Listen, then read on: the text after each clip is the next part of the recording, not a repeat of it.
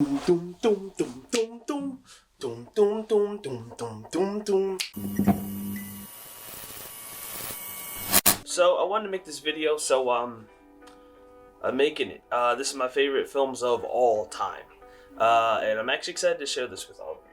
And I'm gonna say right now that this is not in order at all. It's just my favorite. So let's start off with one.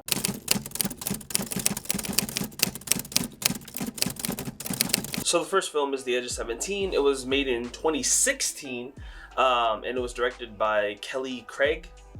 I think it's Craig.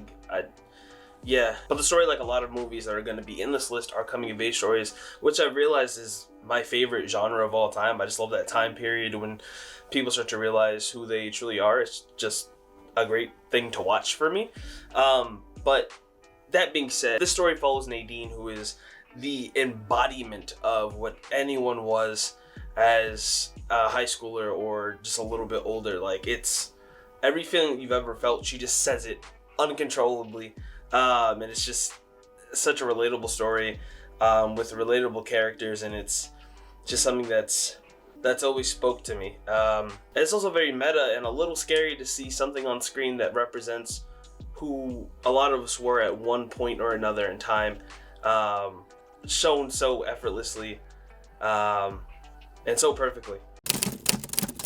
The next film on the list is Ella, which happens to be the only short film on this list. There were a couple that I was thinking about putting in, but this one just really took the cake for it. Now, before I go any further and tell you about the story, it's weird that this film taught me something very important, that in a short film, it can have layers and it can have deeper meanings and an overall story that's more touching than a lot of big motion pictures. So Ella is about a young teenage boy, probably around the age of like 13, 14, who basically kind of gets left by his older brother that goes off to college, and then also about this girl, Ella, who had a very similar thing that was kind of abandoned and left by that same kid's older brother that went off to college. And the film is basically a slice of life on multiple fronts. With the main character, you see him try to fit in with the older, cooler kids, and you see him gain anxiety by trying to do that. And with Ella, you see a huge sense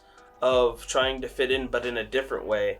And instead of her getting anxiety, it's more so denial. These two have a very unique bond because of his brother and because of being young and trying to figure everything out. And it just makes this film very relatable, and it makes you sit down and think certain decisions that you've made.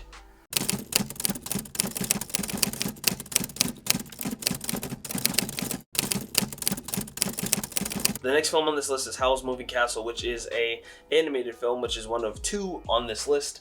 It's made by Studio Ghibli, who is known for making such interesting and intricate and adventurous stories that have so much humanity in them, and really shows you that animation doesn't have to be so silly all the time. That being said, Howl's Moving Castle follows a very average person, Sophie, who gets turned into an old lady and basically lives in a moving magical castle that can teleport, but is very interesting, and lives in that castle with the owner of it named Howl, who is a wizard who had his heart removed at a very young age and therefore lost a lot of his humanity. And basically the story is two very different characters trying to find their humanity and also trying to find out who they are and be comfortable with that on this very magical adventure.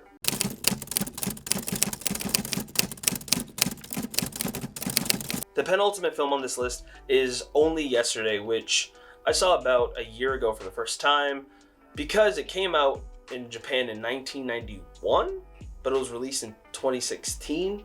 So I genuinely don't know why, but we have it now. But this is the second Studio Ghibli film on this list, and this one doesn't have any magic at all. It's a very real life story.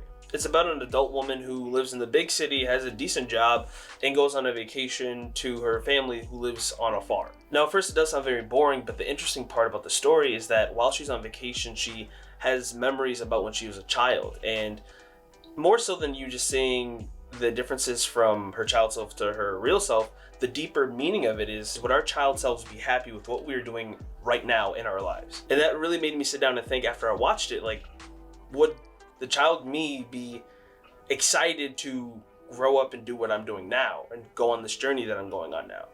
Or did they have different passions, or did they not care? It's a really interesting question that I've never thought about until this film.